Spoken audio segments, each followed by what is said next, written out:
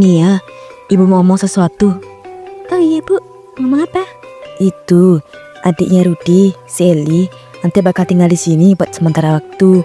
Mungkin agak lama juga sih, tergantung keadaannya. Oh iya bu, gak apa-apa kok. Rumah juga masih cukup kan? Lagian dia kan keluarga sendiri. Ya, soalnya Eli dari kecil tuh manja. Terus kesehatannya juga agak lemah. Maksud ibu, penyakit asma yang ibu ceritain itu ya bu? Ya, asma. Jadi kamu harus benar-benar jaga dia ya. Jangan sampai kecapean, jangan telat makan. Apalagi kalau cuaca lagi dingin. Iya bu, nanti aku perhatiin. Ibu titip ya Nia. Kalau nanti sikapnya agak nyebelin atau aneh, kamu sabar aja ya. Iya bu. Beberapa hari kemudian. Eli, ya Allah, akhirnya nyampe juga kamu. Ibu kira masih lama. Iya mah, capek banget di jalan. Tapi begitu sampai sini, rasanya langsung lega. Masuk, sini peluk ibu.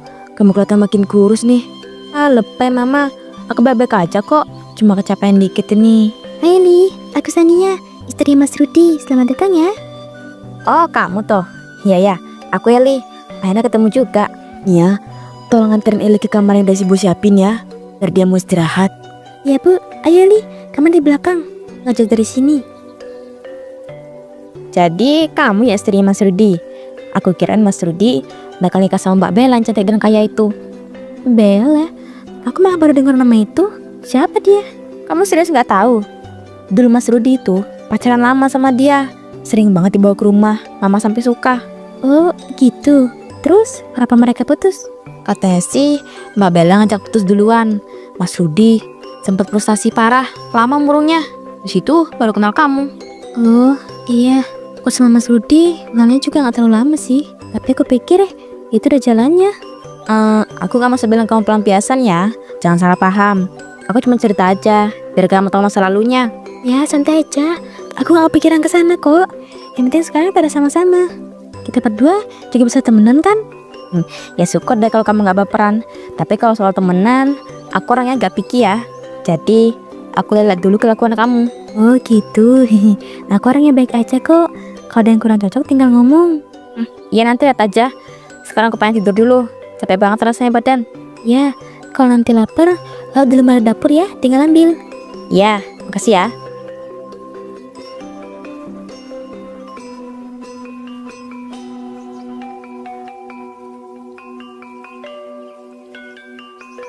Mas, tadi siang waktu aku anterin Eli ke kamar, dia sempat nyinggung nama seseorang. Namanya Bella. Dan kayaknya dia orang penting banget di hidup kamu.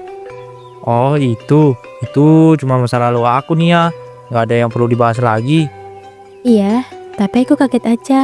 Soalnya selama ini kamu gak pernah sekalipun cerita soal dia ke aku. Cuma menurut aku ya ngapain juga diceritain kalau semuanya udah selesai. Dan gak ada hubungannya sama kita lagi kan sekarang. Ya aku paham sih kalau kamu ngerasa udah lewat. Tapi sebagai istri, aku ngerasa kayak gak diajak ke hidup kamu. Maksud aku bukan gitu nih ya. Aku cuma gak suka aja kalau kamu ngungkit masa lalu yang menurut aku udah gak penting. Tapi kan beda rasanya loh mas. Kalau denger dari kamu langsung dan sama denger dari orang lain. Apalagi dari Eli. Ada bicaranya kayak ngeremehin aku. Aku paham perasaan kamu. Cuma aku gak mau kenangan nama itu bikin kamu kepikiran yang enggak. Mas, jujur aja. Kamu nikahin aku karena cinta kan? Bukan karena lagi kosong atau pelarian. Iyalah nih ya, kamu kok jadi mikir sejauh itu sih? Aku cuma nanya mas. Soalnya gak ada yang benar-benar tahu isi hati seseorang. Meskipun udah serumah. Udah ya, jangan dimasukin hati sama Nelly. Dia emang suka asal ngomong tanpa mikirin perasaan orang lain. Iya, aku cuma nanya aja kok. Gak ada maksud dulu atau apa-apa. Besokan paginya. Nia,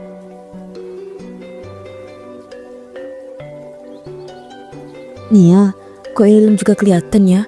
Biasanya kalau pagi udah keluar kamar tuh. Apa cuma buat minum? Paling masih tidur bu. Anak itu kalau pagi emang susah bangun. Dari dulu juga gitu. Udah, nanti kalau dia bangun suruh langsung makan ya. Iya bu, ini sarapannya udah siap semua.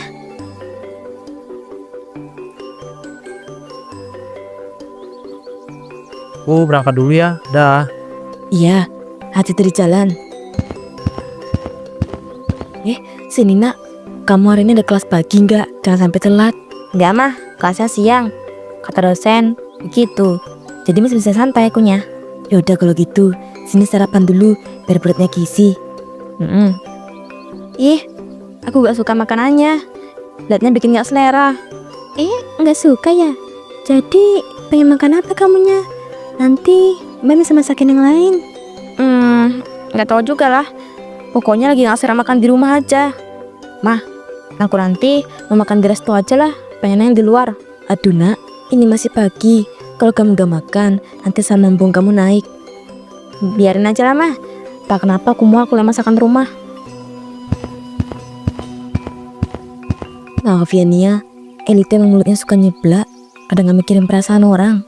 Iya bu, gak apa-apa kok. Kemarin ngobrol sama dia juga. Aku udah sedikit paham sifatnya, jadi gak kaget.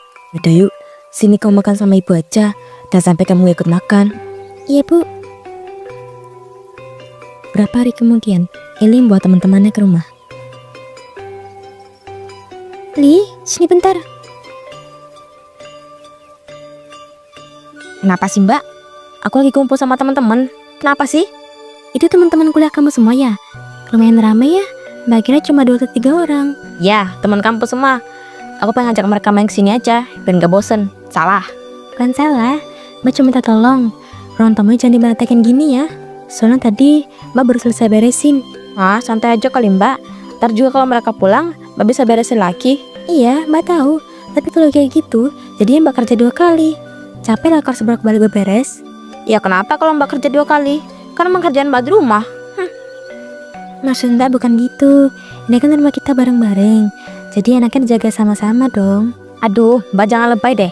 Aku lagi pengen main, bukan pengen diceramahin. Mbak cuma ngomong baik-baik doang loh. Lagian ibu juga lagi istirahat di kamar. Takutnya keganggu. Yaudah. Nanti juga aku bilangin. Udah ya mbak, aku mau balik ke depan. Beberapa saat kemudian. Mbak Sania, ini tolong dibersihin semuanya ya. Aku udah capek abis main. Iya, tapi kamu bantuin Mbak juga dong, biar cepet beresnya. Hah? Aku? Bantu? Aku bilang udah capek gara-gara barusan. Ya bentar aja, kalau kita beresin bareng kan gak lama selesainya. Habis itu baru kamu ke kamar. Duh, malas aku pengen istirahat. Lagi ngamuk juga beberes. Ih, ini ruang tamu. Kalau ditinggal berantakan, nanti Mbak juga liatnya gak enak. Apa sih? Kotornya juga dikit doang kok. Mbak beresin sendiri ntar kelar. Walaupun dikit, tetap aja kan sendirian capek. Mbak cuma tadi temenin bentar kok. Pokoknya aku gak mau. Kamu ke kamar. Eli, kamu tuh kalau numpang tinggal, ya jangan kayak gini juga. Mbak, jangan sok ngatur deh. Ini juga nama mama aku. Mbak gak ngatur, Mbak cuma minta pengertian aja sama kamu. Ya Allah, mungkin dia cuma belum ngerti kalau hidup sama orang. Mungkin cuma itu. Waktu berlalu, malam itu di meja makan. Aku gak nafsu makan. Sumpah deh, ini gak enak banget rasanya. Eli, jangan ngomong gitu. Mbak Sania udah susah masak dari sore. Ya aku kan jujur mah. Daripada dipaksain, makan-makan terus mual nantinya. Li, jaga sikap kamu ya. Ngomong tuh dipikir dulu. Gak enak lo didengar sama Mbak Sania. Gak apa-apa kok mas. Bu, serius. Aku gak masukin ke hati kok sama sekali. Tetap aja nak, gak batas ngomong kayak gitu di meja makan. Apa bu? Eli, kau pengen makan apa? Aku lagi gak selera makanan di rumah. Tak kenapa rasanya beda. Kamu beli di luar lagi kayak biasanya. Nanti mbak beliin keluar, gak apa-apa kok. Ya, aku mau chicken. Yang itu loh yang sering aku beli. Pokoknya mau yang itu. Aku mau paha yang gede pokoknya. Biar apa aja yang keluar Nia. Kamu tetap di rumah aja ya. Gak apa-apa mas, aku bisa kok. Gak jauh juga kan, gak masalah. Enggak, kamu capek dari tadi juga udah masak. Biar aku aja ya. Iya mas, cepetan ya. Udah lapar ini. Malam makin larut. Mas, aku mau nanya. Jujur ya, Eli itu dari dulu emang kayak gitu ya sifatnya? Maksud kamu soal sikap ke kamu atau soal cara bicaranya? Dua-duanya sih. Aku tahu dia belak-belakan, tapi kok rasanya kayak gak ada rem sama sekali ya. Iya, selama ini emang ibu selalu manjain dia. Apalagi karena dia punya penyakit. Jadi apa-apa diturutin deh. Oh, pantesan ya. Jadi dia kayak ya gitu deh. Ya mungkin dia juga nggak sadar kalau omongannya itu nyakitin. Jadi jangan kamu masukin ke hati ya. Iya mas, aku gak nyimpen dendam apa-apa kok. Gak pernah. Cuma kadang capek aja rasanya. Aku ngerti, nanti kalau dia kebangetan, aku coba omongin lagi deh pelan-pelan ya, buat jaga sikap lagi sama kamu. Oh iya mas, besok aku mau belanja stok bulanan, bisa anterin nggak? Oh iya bisa, kebetulan di tempat kerjaku ada tos serba, baru buka tahu. Oh ya, lengkap nggak? Aku pengen sekalian beli banyak biar nggak bolak-balik. Dari yang aku lihat sih lumayan lengkap, mau nyobain belanja di situ nggak? Boleh, sekalian jalan juga. Beberapa hari kemudian. Ma, gelang aku hilang. Bener-bener hilang ini. Aku taruh jelajah di kamar aku loh. Astagfirullah, kamu udah cari baik-baik belum? Coba dicek lagi di celah-celah atau bawah meja. Siapa tahu keselip, kamu kan suka ceroboh. Ih, Ma, jangan nuduh aku ceroboh terus dong. Aku udah cari kemana-mana. Sumpah gak ada. Mama cuma nyaranin bukan nuduh. Barang kan bisa aja tuh jatuh tanpa sadar. Enggak, beda nih. Aku inget banget, naruh di atas meja. Tapi sekarang kosong. Yaudah kalau gitu, coba tembak Sania ge. Siapa tahu dia tuh lihat atau kepindah tanpa sengaja. Nah ya, aku juga kepikiran gitu. Aku tanya Mbak Sania dulu deh. Mbak Sania, aku mau nanya, Mbak ada lihat gelang aku nggak ya? Soalnya aku taruh di atas meja kamar, tapi sekarang tiba-tiba hilang. Mbak nggak lihat sih, Li. Mbak juga nggak tahu jadi gelang kamu kayak gimana. Ih, kok bisa tiba-tiba hilang gini sih? Padahal aku yakin banget taruh di situ. Mungkin jatuh atau keselip gitu di bawah barang lain. Coba dicari pelan-pelan lagi. Pau, jangan-jangan ada yang ngambil ya? Kalau maling, rasanya aneh deh. Masa yang diambil cuma gelang kamu doang? Ya siapa tahu, Mbak tahu lah. Gelang itu harganya mahal tahu. Kalau dijual kan bisa untung gede. Coba dicari dulu. Lagian kamu naruh barang berharga di atas meja. Ya rawan jatuh tuh. Atau jangan-jangan Mbak yang ngambil ya? Astagfirullah, kok jadi mbak? Mbak udah bilang loh, Mbak gak tahu bentuk gelang kamu kayak gimana. Bisa aja Mbak bohong. Kan tiap hari beresin di rumah Mbak. Bisa aja masuk kamar, ngambil gitu-gitu aja. Ya Allah, Mbak gak pernah kayak gitu loh. Apalagi ambil barang kamu. Periksa aja kamar Mbak coba. Ya udah, aku periksa sekarang. Awas aja kalau benar ada. Sania, itu kenapa Eli masuk ke kamar kamu? Ini udah aku ambil gelangnya, Bu. Padahal aku sama sekali gak tahu apa-apa. Astagfirullah, maafin ibu ya nak. Kalau omongan Eli bikin kamu sakit hati. Iya Bu, aku kaget aja. Kok bisa nuduh aku sejauh itu? Percaya deh, Eli gak pernah niat sejahat itu. Mungkin dia lagi panik dan putus asa aja. Aku harap juga gitu Bu. Nih, ada kan ketemu di kamar Mbak Sania. Udah aku bilang, pasti Mbak Sania yang ambil. Ya Allah, sumpah Mbak gak pernah ambil itu.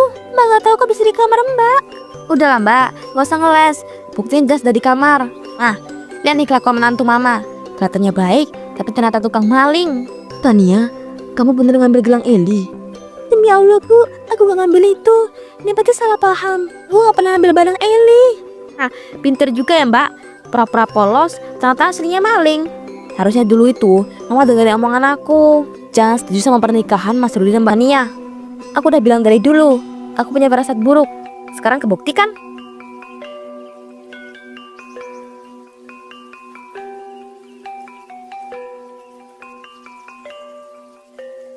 Mas, aku mohon dengerin aku dulu. Aku gak pernah ambil gelang itu. Demi Allah, aku gak pindah sedikit pun. Aku jujur aja kecewa nih ya, aku nggak nyangka kamu bisa kayak gini. Apa karena kamu sakit hati sama Mama Nelly? Makanya kamu nekat. Enggak Mas, sumpah enggak. Gue gak pernah kepikiran buat nyuri. Apalagi barang orang serumah.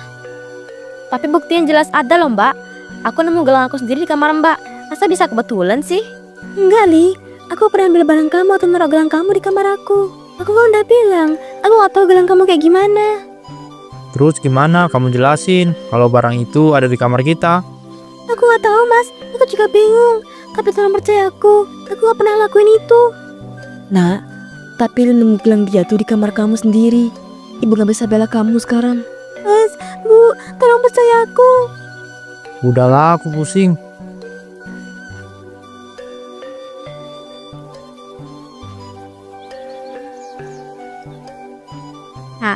Akhirnya kelihatan juga ya asli kamu. Eli, kenapa kamu tega banget sih kayak gini ke aku? Apa salah aku sama kamu? Salah kamu itu satu, masuk ke keluarga ini. Aku masuk ke keluarga ini karena aku nikah sama Mas Rudi, bukan karena maksud lain. Ah, jangan sok suci deh. Cewek miskin dari kampung kayak kamu ini pasti ngincer hartanya Mas Rudi. Mas Rudi sama mama itu pasti kena guna-guna kamu, makanya bisa nerima kamu. Astagfirullah. Tenang aja, aku gak bakal diem. Hidup kamu gak bakal tenang sama kamu masih di sini. Ya Allah, kau setelah hamba menghadapi cobaan ini.